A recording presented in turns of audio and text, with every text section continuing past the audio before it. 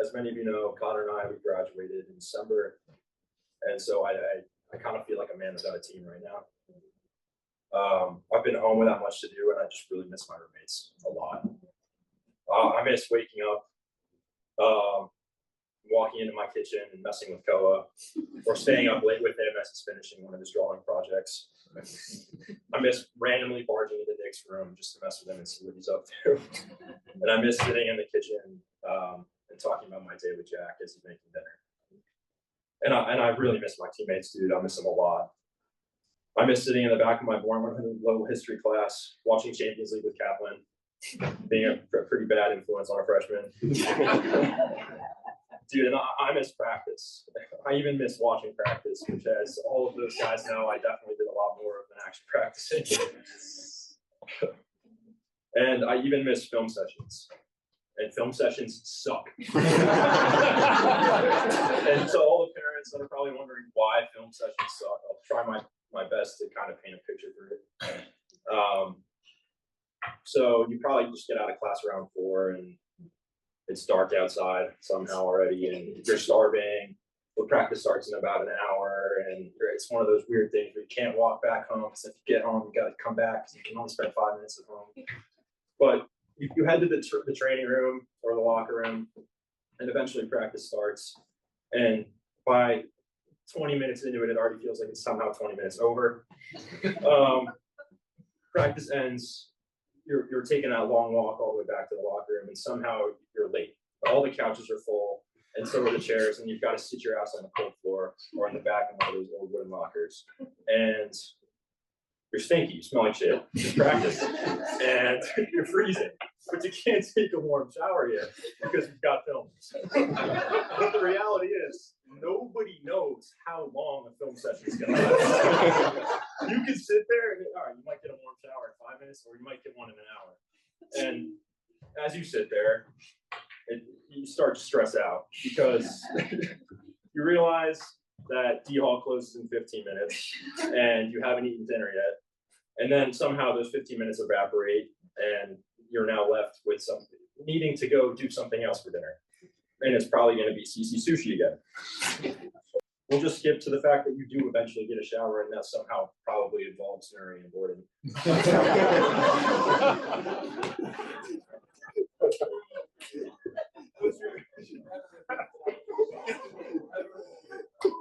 But you're probably wondering why anybody would miss that. But I genuinely miss it. I miss it so much because it's such a privilege. I miss being with all those guys, all these guys. And I feel so strongly about this because of the perspective that I've gained, because I've lost it.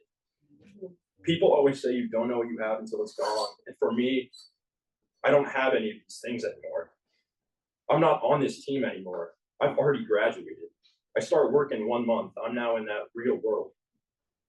The past 2 summers, I've worked in New York City, which were incredible opportunities and a privilege in and of themselves. And even unlike these other guys, again, I've already graduated. I'm already in that real world, and so I can't stress enough just how much of a privilege it is to have your only stressor of the day be a film session, be the homework assignment that you've got to do, or the fact that training is running 20 minutes late. I'm not trying to downplay these things because, of course, in the moment they suck, and these are real world stressors, and we all have them. But I'm asking you to try and change your perspectives and hopefully recognize just how good you all really have it. If you can take a step back, you'll see that it's a gift. Instead of stressing about how long practice is, be appreciative of the fact that you're even able to practice. Think about how many injured guys we have. Think about Ethan Phillips, who's not even here tonight, how much he would have killed to practice this year. Be grateful that you're even able to practice and play the sport that you love alongside the people you all love, the people in this room. Recognize and appreciate these privileges you all have before they're gone, because one day they will be. Every guy giving one of these speeches has played their last game, practiced their last practice, attended their last film session, and taken their last shower with the boys. And soon they'll all be working jobs or attending graduate schools all across the country. But I bet you if you were to ask each of them, they would all take back those long practices, those early lifts, and those stupid homework assignments. I bet they'd rather wake up at 6 a.m. for a rust lift with 30 of their best friends than wake up and go to work at 9 to 5, or train for Buzz, or study for an MCAT. I urge you all to recognize how great you really have it and enjoy these 4 precious years while you have them. And that includes these seniors. You guys aren't done yet. Enjoy every second of these last few months. There's no reason why you should not have class dinners every week or go out together every weekend. Enjoy this life while you have it, because time is almost up, guys. I was talking to someone from Ospagod during Connor and I's mid-year promotion graduation ceremony. I don't know why the hell they don't just call it graduation. It's so stupid. But this person told me, they said, college is the only time in your life that you will likely live within a walkable distance of all your friends. And I was like, why the actual fuck would you tell me that?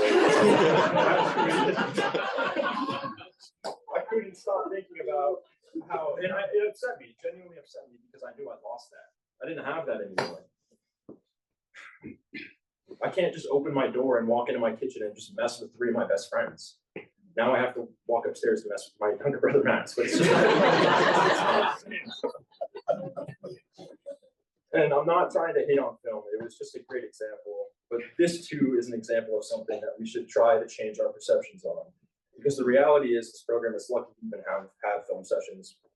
They, too, are a privilege that require guys like Gio and Butler to take time out of their own days to download film, watch it, cut it, put it together for us, just for us to get better or help face a difficult opponent.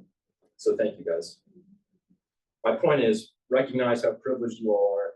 You're playing college soccer, receiving a top education, and you're constantly surrounded by friends, mentors, and people giving you the tools and support that you need to succeed. If you're able to change this perspective and acknowledge this privilege, you'll become far more appreciative and grateful of the little moments, and you'll be better able to overcome the difficult ones. And lastly, enjoy it. It's only 4 years, maybe 5 if you're lucky. But I know it's a lot easier said than done, and I certainly didn't always have this perspective. But one thing that helped me gain this perspective were my words of intention. As many of you might know, for the past 2 years, we've had to choose a word of intention. We'll submit it to WAGs before preseason starts, and then on the first night of preseason, we'll meet in the locker room as a team, share our words, and then Shelby will have made us these bracelets that we wear, and she'll give them to us. Well, in 2023, my word was happiness. Following the 2022 season, which was my first time playing striker, I knew everybody's expectations would be higher for next year. I stressed myself out with the pressure I placed on myself, and I worked exceptionally hard that junior, spring, and summer, but was burnt out trying to balance training for soccer and working long hours that summer with Deloitte. By the time preseason arrived, all I wanted to do was just be happy. It sounds silly, but it's true. After working all summer, I just wanted to enjoy soccer. I wanted to enjoy being at school, back with my friends, spending time with my best, like everything that I'd had that I didn't have that summer. But the reality was that despite all of the accolades I received that year and all of the success that I'd had, I didn't achieve happiness. I was never fulfilled because I was always looking for what was next. I was always looking to score my next goal, and I was never able to stop smelling. I was never able to stop and smell the roses or enjoy what I'd actually achieved. I was never happy because I was never satisfied. I didn't allow myself to be. I was always checking and chasing the next thing. I was an addict. I'd literally genuinely lay in bed every night and check where I stood in the nation and where I stood in our conference for goals. It was unhealthy. And of course, when the season was over and I'd been named an All-American, I was then able to properly reflect on what I'd actually achieved and feel proud and feel happy. But in taking that time to reflect, I also realized just how unhealthy my mindset was and how poor of a teammate I've been at times, to which I genuinely want to apologize to the guys in the back of the room, and I'm sorry. But I also want to say thank you because a lot has changed since then. This past season, I chose my word to be present, something that I never was in 2023. I was able to reflect on my 2023 season and change my perspective on soccer, this team, and in life in general. Coming back for a 5th year has been an absolute blessing. Even though I wasn't able to make as large of an impact on the field as I hoped to, I'm eternally grateful for the privilege of being a member of this team for one more season, where I was able to fully appreciate the little moments that I'd neglected in the past. Beyond all else, I'll be forever grateful that I was able to take this 5th year because it gave me a second chance. It gave me the opportunity to do things over again with a new perspective. Most importantly, it gave me the opportunity to become brothers with a lot of the guys that I wouldn't have been if I had left. Coming back allowed me to become close to the senior class that accepted me as one of their own, a group of guys that embraced me embraced me when all my best friends had graduated last year, to which I love you guys. Thank you so much. Everybody else has their words of intention in the back, and you're holding yourselves accountable to them. And the reality is, you've got 9 seniors up here who are all graduating. That leaves a huge power vacuum on this team for a lot of guys who need to step up. And I'd like to offer you guys some advice. Our program always talks about forging leaders beyond the game, something that Wags was just talking about, and creating men. And parents, I'm sure you were given this spiel during an IT camp, but the reality is that that doesn't just happen. Nobody can do that for you, and this coaching staff can't do that for you. It's on you guys. It's on yourselves. It doesn't matter if you're a first semester freshman or a last semester senior. There are always going to be opportunities for you to grow, lead, learn, and inspire everywhere, on campus, in the classroom, or on the field. Just take a jump and start somewhere. Just take a jump and start somewhere. In my case, I took the jump as a sophomore. I received an email that I've been nominated for vice president of SAL. For those who don't know, SAL stands for Student Athlete Leadership Council. I was nominated by Dallin Moore, who was a senior on the team at the time, and he was a mentor of mine. We both played the same position and fought for playing time as outside backs, but that didn't stop us from being friends. In fact, it definitely made us a lot closer. Anyways, I was genuinely scared shitless of being nominated. I didn't know anything about SAL, and I was terrified of having to give a speech. In fact, when I ended up giving it, they didn't have as nice a podium as this, and you could see that my legs were trembling like crazy. The paper I was holding was vibrating. It was bad, but I made the jump, and I ended up getting elected. I stuck with SAL for 3 more years and eventually became president, to which I need to say thank you to SAL. It taught me a lot about running an organization, playing politics with coaches and administrators, and leadership, none of which would have been possible had I not taken that initial jump.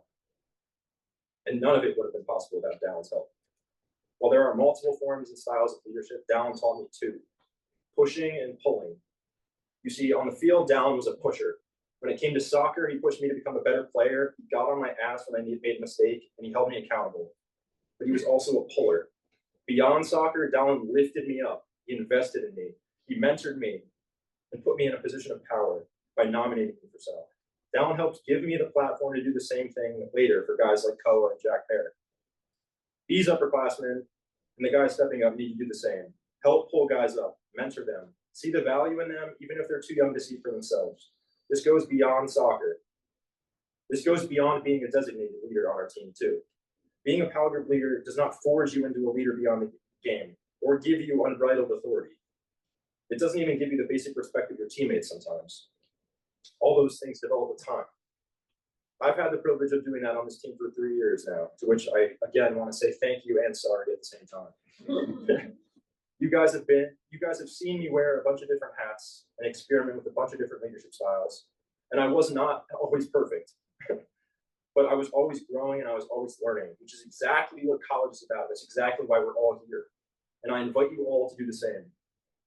Something that last year seniors we would always talk about is how you, as a person, are like a ball of clay.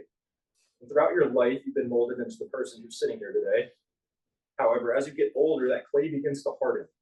Your character as a human being is in the process of hardening right now.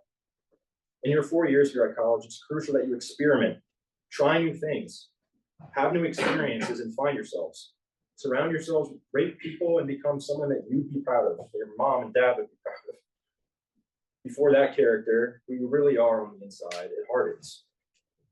I urge you all to plug into something that the school has to offer. Join organizations and clubs you're passionate about and meet people and make friends beyond the bubble of soccer and athletics. Thanos, you do a great job of this with guitar. It may be daunting at first, but start small and find things you enjoy. Do what makes you happy, and if it makes you happy, nobody else's opinion should matter. And if you don't know where to start, dude, text me. Reach out to any of these upperclassmen. But it's up to you to forge yourself to be a leader beyond the game. And just start by taking that jump. It'd be a wasted potential and it'd be a wasted financial investment for your parents for you not to maximize your experience here at F&M. Again, you're literally surrounded by friends, mentors, and people that are giving you all of the tools and resources and support that you need to succeed. Lastly, taking a bit of a transition, I want to talk about music. There are 3 songs that I will always remember from my time at F&M. maybe 5 if you count Macho Man and Thunderstruck.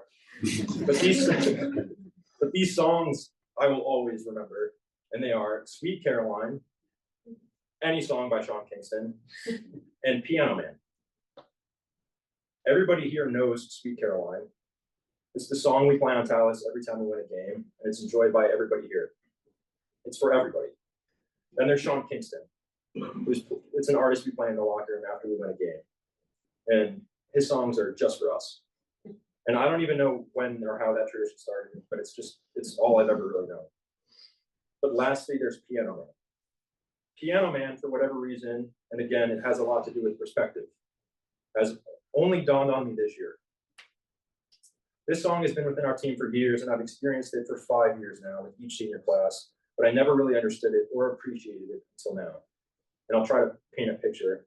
It'll be a Saturday night, and you'll be out with your brothers. And at midnight, you'll usually head back to the soccer loft, and you'll join each other hand in hand, and you'll belt out all of the words to Piano Man.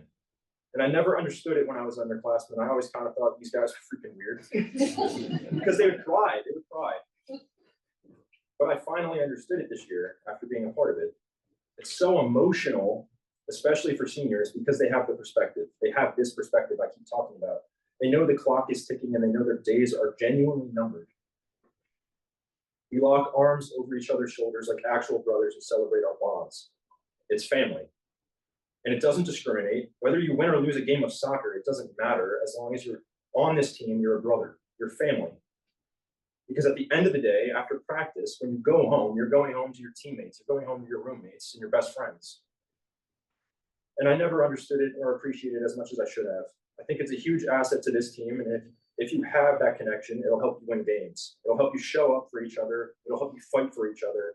And it'll help you push and pull for each other. You want to know something funny too? I've already graduated and I don't remember soccer all that much. And that's coming from somebody who's achieved a lot in this game and has its name in the history books. Of course you remember soccer, but you remember the moments with the guys you had the privilege of playing soccer with. You remember that stuff. The moment with your family more than you do the time on the field. Because at the end of the day, you're going to remember the friendships you've made and the bonds you've created, the buddies that are going to be at your wedding, and all the soccer and all of that will come after. That's the second best. One day, you can sit by the fire when you're older with those guys and talk about your glory days. But it's not going to matter if you don't have those guys there to talk about it with. And so that song, Piano Man, it's crucial. And for those guys who don't know it, or haven't heard it, or maybe you have seen it, but you didn't really understand it, the same way that I didn't, hold on to it tightly and make it just as important as Sweet Caroline and Sean Kingston. Thank you.